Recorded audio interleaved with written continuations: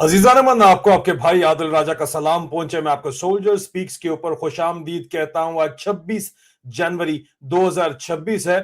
खरबूजे को देख के खरबूजा रंग पकड़ता है, वो तो आपने सुना ही था। लेकिन अब यहाँ पे जो कुछ हो रहा है वो पाकिस्तानी जर्नैलों को देख के चीनी जर्नैल जो है वो रंग पकड़ रहे हैं। और चीनी जर्नैल हाईएस्ट लेवल के ऊपर अमेरिका के लिए जासूसी करने के इल्जाम के अंदर धर लिए गए हैं। और एक जो सिलसिला चल रहा है वो पाकिस्तान से किस तरह मुतल्लिका है, उसके ऊपर भी आपसे बात करेंगे। क्योंकि सिर्फ पाकिस्तानी फौज एक ऐसी फौज है, नॉर्थ कोरिया की फौज के अलावा, जिसके अफसरान बाकायदा तौर के ऊपर चाइना के सेंट्रल मिलिट्री कमीशन का भी हिस्सा हैं और चाइना में बाकायदा तौर के ऊपर उनकी तैनाती भी है। तो ये कहना गलत नहीं होगा कि जो कुछ चीनी जर्नैल कर रहे हैं, जिसकी तफसीलात मैं आपको बताता हूं और सुन के आप हैरान हो जाएंगे, वो वही कुछ कर रहे हैं जो पाकिस्तान के अंदर हो चुका है। उसके अलावा अजीजान मन, एक सिलसिला जो मुसलसल जिसके ऊपर हम बात कर रहे हैं और बड़ी दिली खुशी है कि अब पूरी कौम उसके ऊपर बात कर रही है और सोहेल आफरीदी ने भी उसके लिए आवाज बहुत ज्यादा उठाई, एक स्टैंड लिया। जहां पे जो बंदा ठीक काम करता है वहां उसकी तारीफ करनी चाहिए और जहां पे दो नंबरी करता है उसको एक्सपोज करना चाहिए। कोई कंफ्यूजन नहीं है यहाँ पे। हमारे डाउट्स बड़े क्लियर हैं, कॉन्सेप्ट्स बड़े क्लियर हैं। ठीक है जी। तो वादी तीरा में असल में कहानी क्या चल रही है वो मैं आपको बताना चाहता हूं। और तीसरा मैं आपको बताऊंगा कि हिंदुस्तान अपनी बेरोजगारी किस तरह बेच रहा है रशिया को, और बड़ी कामयाबी से ये काम किया जा रहा है। और इस सिलसिले में जाहिर बात है लोग जरा इंटरेस्टेड नहीं होते पाकिस्तान के अंदर कि हम क्या करें, लेकिन आपके जो है वो गवांडी क्या कर रहे हैं, नेबर्स क्या कर रहे हैं, अगर आपको देखेंगे आपको समझ आएगी और उससे सबक सीखेंगे तो आप भी हालात अपने जो है वो बहुत ज्यादा सुधार सकते हैं। लेकिन बहरहाल उसके ऊपर आते हैं। लेकिन सबसे पहले फर्स्ट थिंग फर्स्ट, चाइना में इस वक्त आपको स्क्रीन के ऊपर जनरल आसम मुनीर खंजीर, जो भी आप इसको बोलना चाहते हैं, उसके साथ आपको नजर आ रहा है इस वक्त ये चाइनीज सीनियर मोस्ट जो है जनरल आपको नजर आ रहा है। और इस जनरल के ऊपर जो है ये जनरल जैंग योक्जिया है। जनरल जैंग योक्जिया के ऊपर इल्जाम ये लगाया गया है और इसको गिरफ्तार कर लिया गया है कि ये मुल्क के कौमी राज, चाइना के कौमी राज बेच रहा था अमेरिका को। ठीक है जी।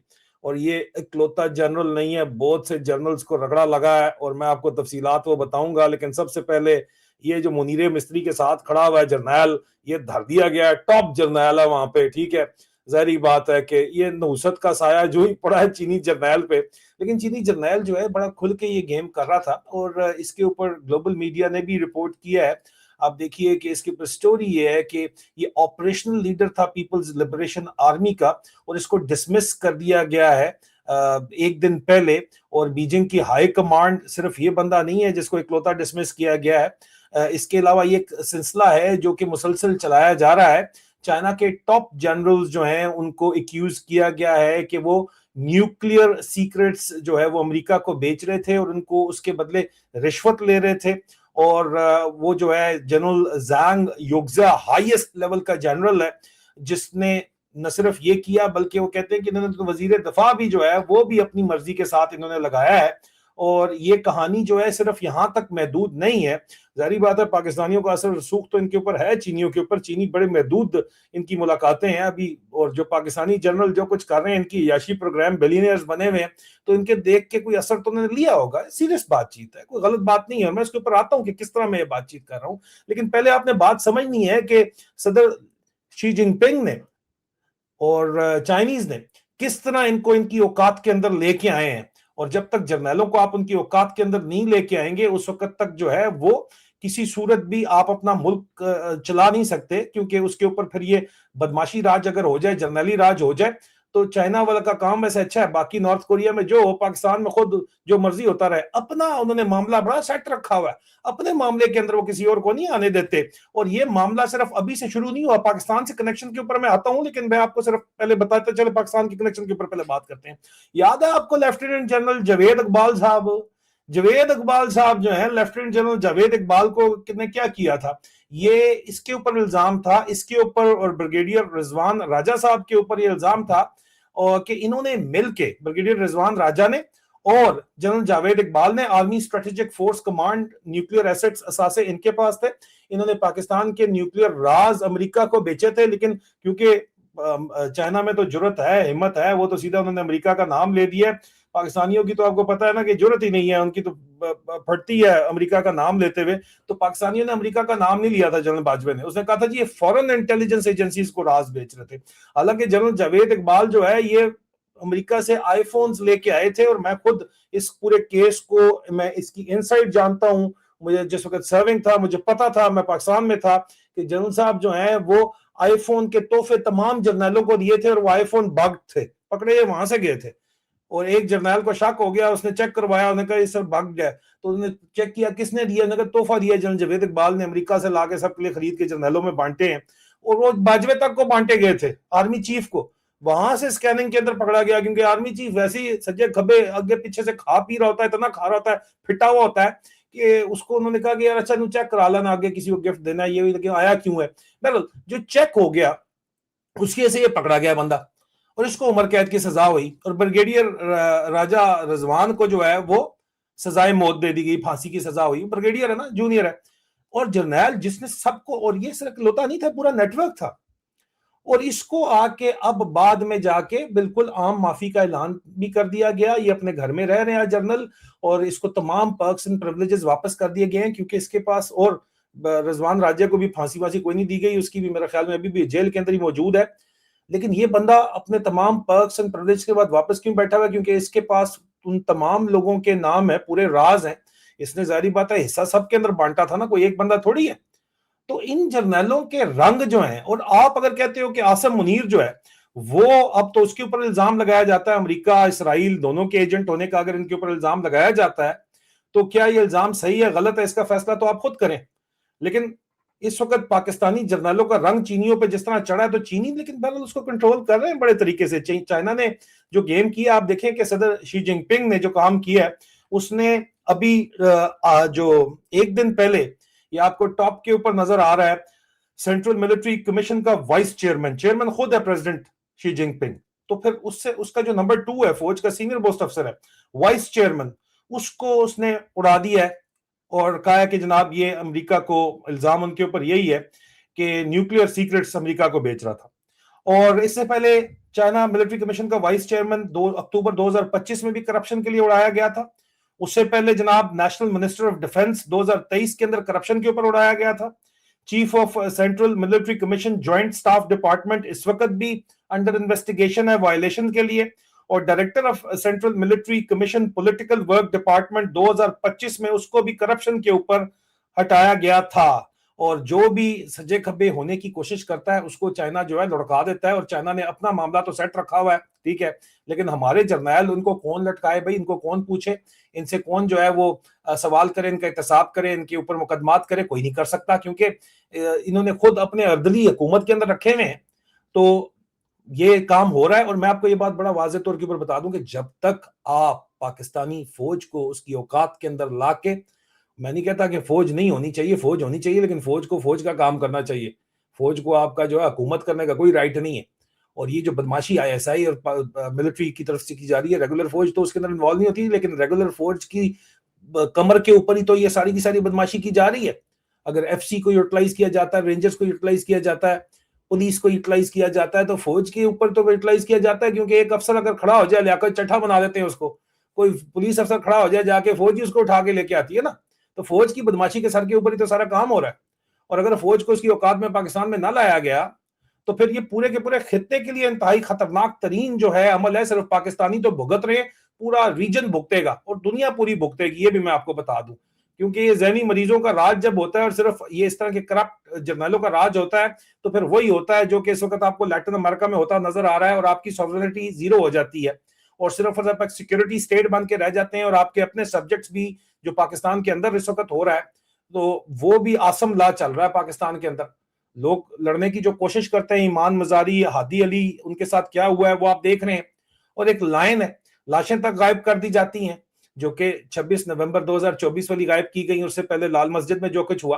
तो जब तक पाकिस्तान की फौज को उस तरह कंट्रोल नहीं किया जाएगा जिस तरह चाइना, जिसके पैसे के ऊपर, जिसकी फौजी इमदाद के ऊपर पाकिस्तान की फौज खड़ी हुई है, जो चाइना कर रहा है वो नहीं किया जाएगा यहाँ पे। और वो सिर्फ इमरान खान जैसा एक लीडर कर सकता है, और उसके साथ पूरा एक पैराफिनिलिया होना चाहिए। जो ना बिके ना झुके। ये जो पुराना कचरा इकट्ठा हुआ हुआ, ये कचरा ये काम नहीं कर सकता। वादी तीरा के ऊपर जरा मैं आ जाऊं आपको, और वादी तीरा के अंदर जो अगली कहानी है वो बड़ी इंटरेस्टिंग है। वादी तीरा के अंदर हमने सबसे पहले बातचीत शुरू की, हमने आपको बताया कि देखें जी वादी तीरा में क्या किया। ये आप देखिए जरा, ये वीडियो और ये इमेजेस जब आए वादी तीरा से, तो इस पे फिर सवाल रेज होना शुरू हुए, और मैंने इसके ऊपर सबसे पहले सवाल किया। और हम लोगों ने सवाल ये किया कि हमने कहा कि देखो जी, जर्नैलों को कोई परवाह नहीं है कि कोई मरे कोई जिए मरे, क्योंकि कहा जा रहा था कि जिन्होंने ये लोगों को जबरदस्ती घरों से निकाला है वो तीरा की सर्दी, बर्फ, पहाड़ों और खराब सड़कों से वाकिफ नहीं। वो रावलपिंडी जीएचक्यू में बैठे हैं जहां गर्मी में ठंडी और सर्दी में गर्म एसी लगा हुआ होता है। ऐसे लोगों, इन बच्चों, औरतों, बूढ़ों और मरीजों के हाल से वो क्या वाकिफ होंगे? भाई सवाल ये है कि पहली बात क्लियर कर लें कि ये बिल्कुल ठीक बात है, जर्नैलों को कोई परवाह नहीं है किसी भी किस्म की कि कोई जिए मरे, बस ऑर्डर दो और खुद हीटर चला के बैठ जाओ, हर खड़ी चीज को सलूट, लेटी चीज के ऊपर चूना और बंदे बाहर निकालो, ठीक है। कोई भला, मैंने सवाल किया, बार बार सवाल किया कि इनसे पूछे कि सर्दियों के अंदर तो ऑपरेशन होता ही नहीं है, मूवमेंट पॉसिबल नहीं है, गाड़ियां नहीं चल सकती, और भाई मिलिटेंट ऑपरेशन भी नहीं होते, किसी किस्म के ऑपरेशन सर्दियों में तो होता ही नहीं है। स्प्रिंग के ऑपरेशन की अगर तैयारी है और आप सर्दियों के अंदर लोगों को निकाल रहे हैं, तो क्यों निकाल रहे हैं? तो फिर बात यह है कि बिल्कुल मुकामी आबादी ने मस्तूंग में 2024 में शोर मचाया था कि ये लोग पाकिस्तान की फौज, आईएसआई, दाइश को लाके, दाइश कहां से आया है, जो मर्जी तुम लोग बातें कर लो, पूरा सबको पता है कहां से आया है, कौन उनको चला रहा है। अफगानिस्तान में कहां से आया था, पाकिस्तान में तुम्हारी मर्जी के बगैर बैठ नहीं सकता।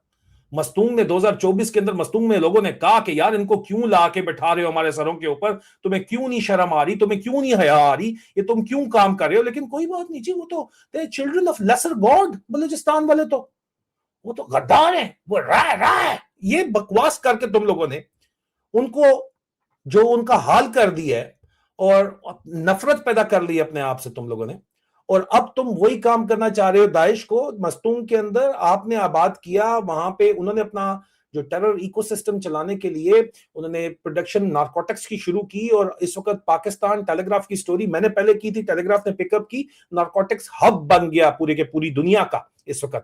इस वक्त opium capital of the world Pakistan कहलाना जाने लगा, और सिर्फ ड्रामेबाजी करने के लिए जो है आपने कुछ सीजर शुरू कर दी, हमने शिप पकड़ ली है $2 बिलियन की, हमने उसके अंदर हेरोइन पकड़ी है, एक पकड़वा दो, 2 निकाल दो, 10 निकाल दो, ये तो पुराना तरीका है पाकिस्तान का, और इसी तरह से तो ये काम चलाया जा रहा है। पहले अफगानिस्तान वालों ने इसको जो है वो खत्म कर दिया, उसके खिलाफ फतवे दे के, और आप लोगों ने पाकिस्तान के अंदर उसको सारा पूरी ट्राइब्स जो ये काम करती हैं अफगानिस्तान से अपस्टिक करके बलूचिस्तान में आबाद की गई है। ये इलीगल स्पेक्ट्रम चलाया जा रहा है, और ये सिर्फ इल्जाम नहीं है, इसकी हकीकत के ऊपर मैं मुसलसल बहुत से प्रोग्राम्स कर चुका हूं, इसके ऊपर मैं बहुत से एविडेंस शेयर कर चुका हूं इसके ऊपर। अब तीरा के अंदर क्योंकि आप प्रॉक्सी लड़ते हैं, आप टेररिज्म को मैन्युफैक्चर करते हैं और काउंटर टेररिज्म सर्विस दुनिया को बेचते हैं, और ये प्रॉक्सी आप खड़ी कर रहे हैं अफगानिस्तान के खिलाफ, अफगान तालिबान के खिलाफ, और टीटीपी जो फैक्शंस आपकी बात नहीं मान रहे उनके खिलाफ लड़ने के लिए। ये आपसे भी लड़ेंगे कल को आके, और इसके लिए आपको पता है कि लड़ेंगे, इसलिए आप दुनिया को बता रहे हैं। इनमें से एक आध बंदा दाना चुनते हैं और ट्रंप के वाले कर देते हैं, स्टेट ऑफ यूनियन से पहले इनका कोक उठाते हैं, उनके वाले कर देते हैं, ताकि वो वहां पे बढ़ के मार ले बहुत सी, ताकि वो लोगों को बेवकूफ बना ले, ताकि पाकिस्तान पाकिस्तान करे और तुसी लोग नचो नंगे होके, नंगे बादशाह दे अगे पीछे है जी। और क्या मिल रहा है आप लोगों को इसके अंदर? मेन गेम यहाँ पे सर्दियों में वादी तीरा को खाली करवाने की, अगर वहां पे दाइश को आबाद करने की नहीं है, जिनको हेली लिफ्ट करके वहां पे बहुत सी जगहों के ऊपर बिठाया जा रहा है, उनके सेंटर्स बनाए जा रहे हैं, and this is deep with in the Pakistan border. इतना डीप भी नहीं है, लेकिन अफगानिस्तान बॉर्डर 60 किलोमीटर आगे, 50 किलोमीटर आगे, वहां से उनका ऑपरेशनल बेस आप बना रहे हो वहां पे, ये इल्जाम आपके ऊपर लग रहे हैं। अगर ये नहीं इस तरह हो रहा, तो सर्दियों में मामो चाचो ये बताओ, चाचू विस्की ये बताओ कि सर्दियों में तीरा से लोगों को निकालने की क्या जरूरत थी? ये दुश्मन के इल्जामात हैं हमारे ऊपर, तेल लगा के आगे से आ जाओ, पीछे से आ जाओ, नीचे से आ जाओ। यार तुम्हारी इतनी टोटल औकात है और तुम इस तरह की बातें करते हो, और सवाल के जवाब दो। सर्दियों में तो ऑपरेशन होता ही नहीं है कहीं पे, तुमने क्यों सर्दियों में जो है वो ख्वार कर दिया मासूमों को, क्यों माइग्रेशन करवाई है, रोडें बंद करवाई हैं, और इल्जाम लगाते हो जनाब के पीके गवर्नमेंट के ऊपर, पीटीआई गवर्नमेंट के ऊपर। वो तो पिट रहे हैं कि यार हमें तो सिरे से पूछता ही नहीं है, और पीटीआई गवर्नमेंट वाले उनसे दरखास्त ये है, सोहेल अफरीदी साहब, ये जो एनएक्सी की कोर कमांडर की मीटिंग्स अगर करोगे ना तो इसी तरह तुम्हारे साथ करेंगे, तुम्हारे कभी भी सगे नहीं है, ये तुम्हें सिर्फ और सिर्फ मैनेज करने के लिए तुम्हें अपने साथ बैठाते हैं। They think they can manage you and that is why they are doing this. Ali Amin Gandapur manage होना चाहता था, अगर आप नहीं चाहते तो आपको चाहिए कि, और आपकी पार्टी से ही आपके खिलाफ इन्होंने ऑपोजिशन महाज खड़ा किया हुआ लोरी ग्रुप में, ये भी आपको पता है। बट तीरा के अंदर जो मामला है वो अब बड़ा वाजे तौर के ऊपर जो एलिगेशन लगाए जा रहे हैं कि दाइश को एज अ प्रॉक्सी वहां पे आईएसकेपी को एज अ प्रॉक्सी बिठाया जा रहा है, इट इज क्रिस्टल क्लियर कि ये वाकई बिठा रहे हैं साले। भाई तुम अफगानिस्तान से उंगलबाजी खुद कर रहे हो, बां आती है फिर तुम्हें तकलीफ होती है। उनके साथ तुमने बॉर्डर बंद किए, इंडिया ने जाके एग्रीमेंट कर लिया, अब तुम रोते हो कि इन्होंने इंडिया से एग्रीमेंट क्यों किया। You provided an opportunity and they capitalise on it. क्या इसके अंदर शक है भाई? हैं? डेढ़ सियाने बनते हैं लंबर बंद साले। इनकी हरकतें देखें, इंडिया के ऊपर आ जाए ना, इंडिया में आप देखें कि उनकी जो इस वक्त होना तो ये चाहिए था कि प्राइम मिनिस्टर मोदी जो है उसको क्लियर कट मेजोरिटी नहीं मिली, उसको कोलिशन गवर्नमेंट बनानी पड़ी है। होना तो ये चाहिए था साउथ एशिया के, और अगर पिछले वाला मोदी होता तो वो अपने मुखालफों के ऊपर जो है ना उनको रगड़ देता, बजाय उनको रगड़ने के उसने जो है वो रिफॉर्म्स पॉलिसी के ऊपर जोर दिया हुआ है। मुखालफों की जो ग्रीवेंसेस हैं या उसको जिन्होंने वोट नहीं दिया उनकी ग्रीवेंसेस को वो एड्रेस कर रहा है। और वो अनएम्प्लॉयमेंट है, रोटी कपड़े और मकान की सबसे बड़ी यहाँ पे है। इंफ्रास्ट्रक्चर डेवलपमेंट तो लोग कर रहे हैं, लेकिन जो कि ये शरीफों का काम है, वड्डे वड्डे पुल बना दो तो 1080 पुल बनाए ने, रोडा बना दो कमीशन भी वड्डे तो 1080 जी फीते कटो ते आखो जी उधार ते बनाओ ते आखो जी असि देखो जी पुल बना देते ने। वो बंदा जो है वो ग्रास रूट के जो इश्यूज हैं उसको रिजॉल्व कर रहा है, और उसमें जो लेटेस्ट इन लोगों ने काम किया है, उन्होंने अब अमेरिका ने कितना इनके साथ डंडा दिया हुआ है, अमेरिका ने रोला मचाया हुआ है कि ओए ओए तेल नहीं लोगे, वो ले रहे हैं तेल, लोग कहते नहीं ले रहे, वो ले रहे हैं, तेल भी ले रहे हैं। 60 बिलियन यूएस डॉलर का जनाब वो काम कर रहे हैं, ठीक है। और रिसेंट इन्होंने एग्रीमेंट किया है कि जनाब हम आपको मैन पावर देंगे, क्योंकि ये कोई लेबर मैन पावर नहीं है जो हम गल्फ में भिजवाते हैं, ड्राइवर माली और वहां पे सफाई करने वाले जैनेटर स्वीपर नहीं है, ये स्किल्ड मैन पावर है जिसकी रशिया में कमी है। अब 40,000 2026 में भेज रहे हैं, वो 70,000 उससे पहले भी इनके वहां पे जो है वो गए हुए हैं। और ये नरेंद्र मोदी ने, अमेरिका जितना मर्जी ट्रंप जो है वो बोलता रहे, उन्होंने अपनी पॉलिसी को देखा है और उन्होंने उनके साथ एग्रीमेंट कर लिया है। ठीक है, इसके ऊपर बहुत से इश्यूज हैं, लेकिन सबसे बड़ा मसला ये है कि इंडिया को अनएम्प्लॉयमेंट को एक्सपोर्ट करना है, क्योंकि उनकी रिस्ट्रिक्शंस हैं, अमेरिका की सैंक्शंस अपनी जगह के ऊपर हैं, आबादी उनकी बड़ी है, स्किल्ड मैन पावर बड़ी है, स्किल्ड मैन पावर फिर भी डेवलप कर रहे हैं, उन्होंने इंफ्रास्ट्रक्चर ऐसा बनाया हुआ है, और उसको वो अमेरिका भी भेज रहे हैं, उसको वो गल्फ के अंदर भी भेज रहे हैं, उसको वो यूरोप के अंदर भेज रहे हैं। जर्मनी अभी अपनी जो रिक्वायरमेंट्स हैं वो पूरी करना चाहता है, इनसे इंडिया से पूरी करना चाहता है, स्किल्ड मैन पावर मौजूद है। रशिया भी उन्हीं से वो जो है वो मैन पावर मांग रहा है और पूरी कर रहा है। वैसे तो रशियन आर्मी में यूक्रेन के खिलाफ लड़ने के लिए भी इंडियन बैठे हुए हैं, ये भी मैं आपको बता दूं। वो तो खैर मर्सनरी सेटअप है, उसकी मैं बात नहीं कर रहा यहाँ पे, लेकिन यहाँ पे बाकायदा तौर के ऊपर स्टैट्स जो है उसमें रशिया के अंदर मुसलसल बड़ी तेजी के साथ जो है वो इंडियंस जिनको जॉब मिल रही हैं वो रशिया जा रहे हैं, और हाईली स्किल्ड लेबर की जॉब्स मिल रही हैं। और सिर्फ 2025 में, पिछली जो साल के सिर्फ एक क्वार्टर में, पहले 3 महीने में 32,000 इंडियंस ने वहां पे जाके जो है वो जॉब ली है। और अब फिगर जो है 63,000 के ऊपर जंप कर गया, थर्ड क्वार्टर के अंदर गया है, और फोर्थ क्वार्टर की अभी इनके पास फिगर्स नहीं आई। और इंडिया वर्कर जो वहां पे लोग जाते हैं वो ऑफिशियल और अनऑफिशियल एजेंसीज ये बताती हैं जनाब के लार्जली जो है वो इंडियंस कंप्लीट और एक्यूरेट इंफॉर्मेशन देते हैं अपनी फ्यूचर जॉब के लिए, इसलिए उनके ऊपर एतबार किया जाता है। सीवी बना के आके यहाँ पे उबर और वो नहीं चलाते, डिलीवरू, मसला ये है। हमारा तो ये वाला बहुत बड़ा प्रॉब्लम है ना। और लो स्किल्ड इंडियन वर्कर्स जो है रशिया में वो 475 यूरो से 950 यूरो, मतलब तकरीबन $555 से $1,011 जो है वो महीने का कमा रहे हैं। और वो जो है मतलब और घर भेजने के पैसे जो है वो घर भेजते पीछे पैसे इंडिया को रेमिटेंस जाती है। और इसी साल 2025 में पिछले महीने दिसंबर के अंदर जो है वो रशियन ही आउटलेट ने ये बताया था कि जनाब इंडियन वर्कर्स जो हैं वो लो स्किल जॉब्स की बात कर रहे हैं, लो स्किल जॉब भी कर रहे हैं यहाँ पे। और सेंट पीटर्सबर्ग के अंदर, जिसके लिए हाई स्किल लेबर रिक्वायर्ड नहीं है, ठीक है। और वो तकरीबन लाख एक तक रूबल उनको जॉब मिलती है, जो कि इतनी ज्यादा जॉब नहीं है, लेकिन वो बहरहाल $1200। ये मैं आपको जो फिगर्स बता रहा हूँ, ये लो स्किल्ड जॉब्स के हैं, मतलब इतने पैसे कम जरूर है, लेकिन ये लो स्किल्ड हैं, जो सफाइयाँ मफाइयाँ ये जो पहले से हैं। अब हाई स्किल्ड जो जॉब्स हैं उनमें भेजा जा रहा है। जब रशियंस कहते हैं कि जी लॉन्ग टर्म सोल्यूशन तो नहीं है, लेकिन बहरहाल उनको पता है कि हमें बंदे चाहिए जिन पे हम एतबार कर सकते हैं, जिनका हमारे साथ रिलेशनशिप है, जो अमेरिका के प्रेशर में आके हमारे साथ कोई ड्रामे नहीं करते। तो उन्होंने जो है वो और देखो, रशिया को बंदे चाहिए, और वो बड़े खुल के ये लोग बात करते हैं। वो कहते हैं भाई रशिया को जो है वो लेबर चाहिए, स्किल्ड लेबर अभी चाहिए, और अभी जो स्किल लेबर जा रही है उसकी तनख्वाहें बहुत ज्यादा होंगी। उनको स्किल, और जर्मनी भी मांग रहा है इनको, रशिया को स्किल लेबर चाहिए, जर्मनी को भी चाहिए, और इंडिया को अनएम्प्लॉयमेंट एक्सपोर्ट करनी है, वो कर रहे हैं, और एग्रीमेंट के जरिए कर रहे हैं। ग्लोबल विलेज दुनिया बना हुआ है, और वो प्रेशर नहीं ले रहे अमेरिका का। पाकिस्तानी क्या ये काम कर सकते हैं? आपके पास ओपन एंडेड सवाल है, जवाब आप लोग खुद सोच लें। बहुत जल्द आपसे दोबारा मुलाकात होती है, और अपना ख्याल रखिए। और वीडियो अगर आपको पसंद आई है तो इसको चैनल लाइक कीजिए, शेयर कीजिए, और चैनल को भी सब्सक्राइब कीजिए। बहुत जल्द मजीद तफसीलात के साथ मिलते हैं। खुदा हाफिज।